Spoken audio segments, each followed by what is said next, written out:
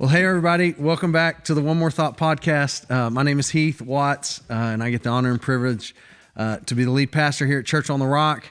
And I'm so thankful that you're with us. It is truly an honor that you're listening to us as we go a little bit deeper from Sunday's message each and every week. And today I'm joined, I'm going to say this is like a kind of a co-interview. Okay. Yes. I'm going to interview you some, and you're going to interview me some. Okay. By Pastor Paige, our executive pastor of campus experience here at the church. And we are in a sermon series on generosity. And I have to just start out by saying this week we're talking about the sermon that I wrote. And I have to say that I started out really thinking about this sermon series and having a lot of fear, because I was like, man, it is just so hard. You start talking about money, you start talking about generosity, you start talking about where your treasure, your heart is, all the things that we know. And it's like people just, walls go up. Right. Fear goes up. Things go up. And so let me just ask you this first question, then we'll dive. Okay. What do you think it is in people when they hear that? Because my heart is truly not about Church on the Rock getting more money. It is about you seeing the supernatural power of God. So in your experience, what do you think some of those things are? I think everybody has different experiences. I do think money is very triggering for some people. Yeah. I do think there are some people who have experienced financial abuses by churches. Yeah. I mean, I will tell you, I remember in college being in a service, and the pastor was, in my opinion, a little bit off biblically in his prosperity message, and he had us all stand up and ask for private jets. Like literally, like college kids. And I was like, that feels weird. That feels weird, you know? Hold on, I just feel the Holy Spirit speaking right now. No, I'm just kidding. I really was like, what? What are we doing? So, and probably a lot of people have not been in rooms like that, but they've heard about rooms like that, and they make assumptions sometimes. So I think there's some people that do think, oh, this is just a gimmick to get money. Yeah. And then I think some people are just, money is touchy. Yeah. And, I knew we were doing this interview. And so I was praying about it this morning, and this thought came into my head, and I haven't even thought about this in relation with generosity, but I've been doing this study. I wrote about it in my book that's coming out later about, I don't know if you've ever even heard of this. Have you ever heard of source idols? Or source idols or core idols? I'll tell you about it. So I first heard about it in our community group. Plug for community groups. A lady named Suzanne Bias. She was like, "Hey, have you heard of this?" And I looked at it. It's actually, Tim Keller has a whole book on it. Okay. It's really theologically sound. But the whole thought is every person, there's 4 source idols. I wrote them down: power, control, comfort, and approval. Wow. And most of us in our lives, one of those things is pretty big. Yeah. And it's the thing that motivates us. So probably for me, it's control or power, if I'm being honest. Yeah. And but for other people, it's comfort. I think comfort's a huge one. Yeah. Comfort's a huge one. Yeah. And so I was studying it, and he was just saying, until you confess that, expose it. Yeah. The beautiful thing is Jesus is submitting to God. Yeah. Is the answer for all of those. Yeah. Like, I am not in control. He is in control. Yeah. I don't have to be. Anyways, but I think a lot of it comes out with our money. And so I think when people hear you talking about money, if there is a core idol in their heart of power or of control, don't you tell me what to do with money, or of comfort. Yeah. I don't want to give my money because I want to be comfortable. Yeah. I think there's just unresolved things. Yeah. And money is the mirror, so to speak, for it. Yeah, that's so good. I've never heard of that, but it makes a lot of sense. Yeah. It really gets my mind thinking, because I was at a round table a few weeks ago, and there was a pastor there, and he's just having a hard time with his church, and he said, I just feel like everybody coming to my church right now is so consumer minded, like they are there to hear a good message, to hear good worship, but they are not there to serve. They are not there to give. They are not there to help. They are not there. And one of the pastors actually said, he said, maybe it's a consumer mindset or maybe it's a comfort mindset. Right. And it's just like, man, I go to church here because it's comfortable. And I know when we're going to start. I know when we're going to end. I know that I don't have to do anything. I know that I don't have to be a part. And I think it is a true reflection. And we said this in an earlier podcast of evaluating your heart. What is it that tenses up in you when we talk about this? Because it's real and it's a part of our lives. I mean, it is here. It seems like everything we deal with now today involves money and cash and investments and debt and all of these things. And so I don't feel hesitant about talking about it in the church because I just know how it's affected my life. So yeah. I agree. You know, I remember when I first got into ministry, I was like, oh, I never want to talk about money. It would make me very nervous because I just, I wanted approval. I wanted people's approval, and I thought that I was going to offend them, until I really saw how my life was changed once I became generous. Yeah. Not out of duty, but out of this, like, this is a way that, like, I get to serve God. I get to, like, it's just fun. It's actually, once you get over the hurdle, generosity is fun. Yeah. It really is. And you don't have, I say it all the time. You do not have to convince a generous person to be generous. Yeah. Most of the people I talk to that have a generous heart, they're like, I just wish people could grab a hold of this. I wish they could believe it because here's what we've seen. And they start reeling off their testimonies and reeling off the things that have happened in their life. And it's not a give to get mentality. That's not generosity. No. That's manipulation. That's whatever, well, pastor says, if I give, then God's going to give me this. No, it is a give just to simply give. And I think and I talk about this a little bit in the sermon. And people do not like this word, but I think we are living in one of the most greediest times in the world. I think, and people don't like the word greed. People, when they think of greed, they think of the high-end, high-up person with a ton of money who's just trying to get more money. Actually, one of the biblical definitions of greed is a person that takes care of themselves completely before they take care of anybody else. Yeah. And when we put it in that context, we are living in a greedy time. And I just think, the cure for greed is generosity. I think there is something that goes off inside of me when I get the opportunity to be generous. Yeah. And I've done that with very small things, and I've had the opportunity to do it with bigger things. At the church, we're very open that we try to be generous. We have sent money to other churches in our own city. We've sent money to churches outside of our city. We've sent money all around the world because we don't just preach about it. We believe in the principles. Yes. And to me, I find myself, especially with 4 kids, and maybe greed is a strong word because to me, sometimes, especially with a big family, it's just trying to make sense of all of it. Like, man, my kids are expensive. I mean, I don't know about you guys, but my kids are expensive, and the schools they go to are expensive, and the activities they go to are expensive. And so usually where I find myself getting greedy, and maybe it's a godly greedy, is justifying, well, I'm taking care of my kids, so then I don't. Right. And it's like, no. Like this, there's something going on in your heart that needs to be revealed, and God needs to deal with it, because generosity is honestly, it is a joyful thing. It's a lot of fun. It's a lot of excitement. And so, at its core, it just boils down to whether or not we actually trust that God's going to provide for us.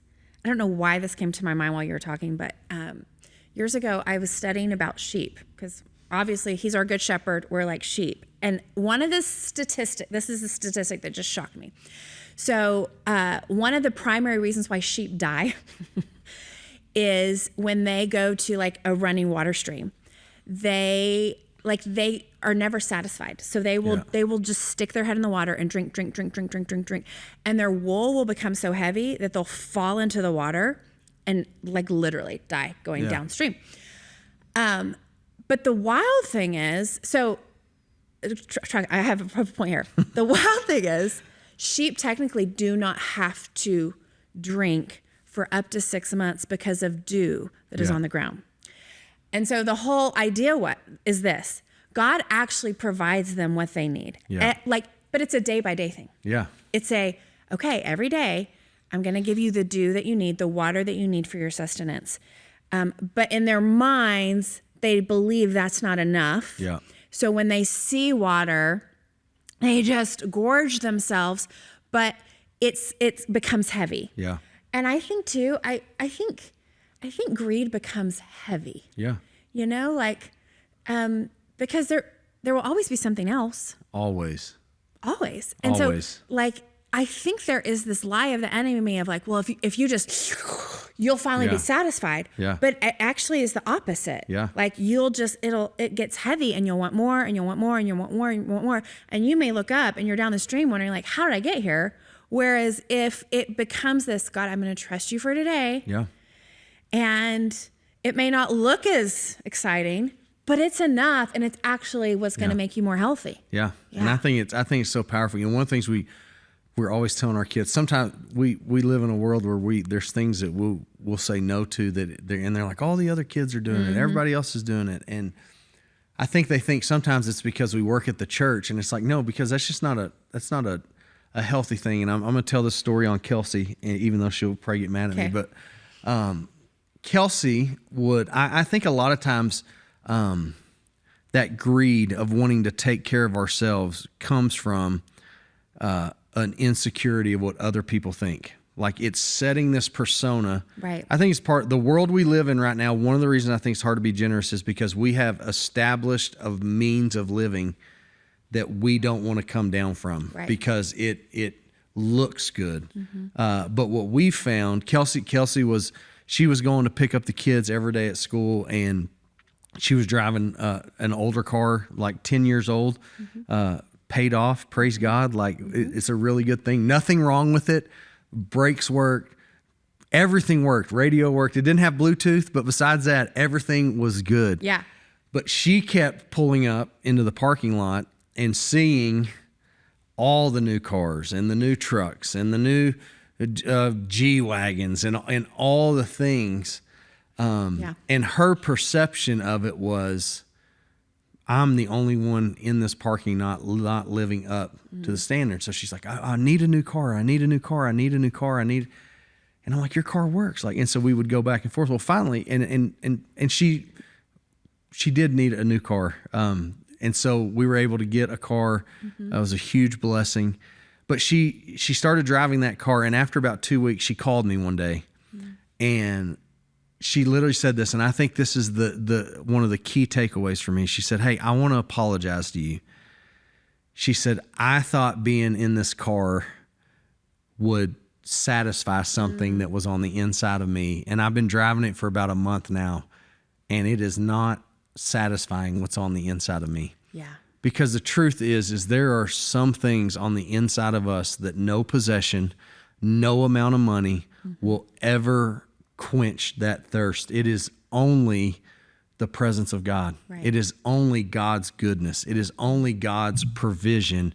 And yet we find ourselves, because we're trying to keep up with the Jones or live a certain way, chasing at like, how much stuff do we need? Right. Like how it's like everything we go get, we have to get a lot of it. And it's like, I love to cook, and so I go and I get the griddle for my backyard. Well, now so-and-so's got a pizza oven, and so now they got to be a pizza oven. It's got to be, and it's a silly example, but the truth is we will not be generous because we are chasing these things that we think will do something on the inside of us. And it's just, there may be an external temporary feeling, but there is not, it is not going to quench that thing that's on the inside of you. But generosity will quench that thing that's on the inside of you. When you get the opportunity to help somebody and bless somebody, that is the thing that will that will quench that desire that's in your heart. And I just think we get it backwards so many times. We do. And so I love that story about Kelsey, because I think almost probably everyone watching right now has had a moment and needs to like say, forgive me, whoever, or God. I ran after this thing thinking it would satisfy something in my heart, but it won't. It is only you. And, you know, I'll close with this little thought is years ago, I was in India and a girl on my team, we weren't together. So she told me this story later. She went to this woman's home and I mean, dirt floors, like running sewage outside the home. Like it was so bad. And she goes into this woman's home and this woman had like prepared like this meal. And she was she just served my friend, gave her tea, and they were talking about Jesus. This is a woman in the church that just loves Jesus. And my friend just started crying because she just said, I just was so like, Lord, why? I can't believe she's living like this, you know? Yeah. She didn't say that, but she just said, I just kept like, just trying to be happy, but like wiping the tears. And the lady said, why are you crying for me? Why are you crying? She goes, I just know how much you love Jesus, and I wish you had more. And the lady looked at her and she said, don't cry for me. Yeah. I have Jesus. If you want to cry for someone, cry for them. Yeah. They don't have Jesus. Go cry for the people in your country who have all the things, but they don't have Jesus. Yeah. She said, I have Jesus, and I want to share with you what I have.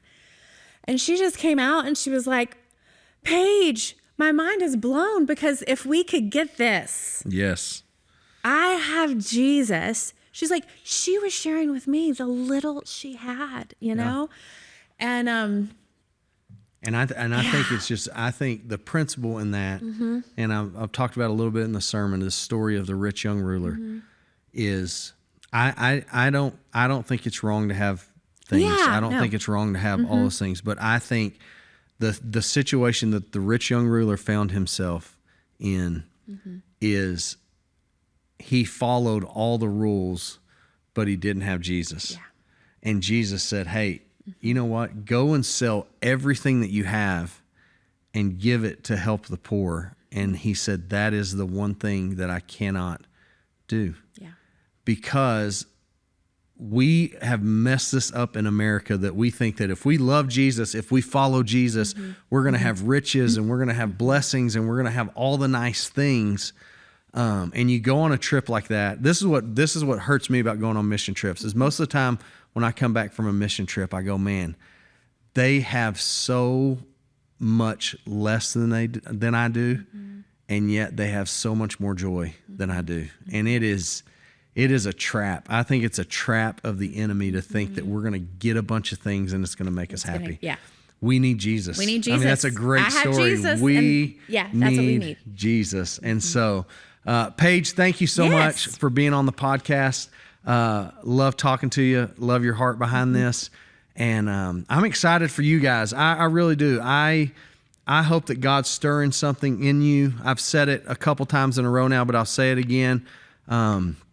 Small acts of generosity this week. What can you do that's small that would bless somebody? And just, I want you to do it, not because you're trying to follow the rules. I want you to do it. And then I want you to observe what you're feeling in your heart, what you're feeling in your mind. I think many times we will do something out of a heart of generosity and it makes our heart, makes our soul, it makes our spirit come alive. And so, praying for you guys as always. Thanks for being a part of the podcast, and we will see you next week.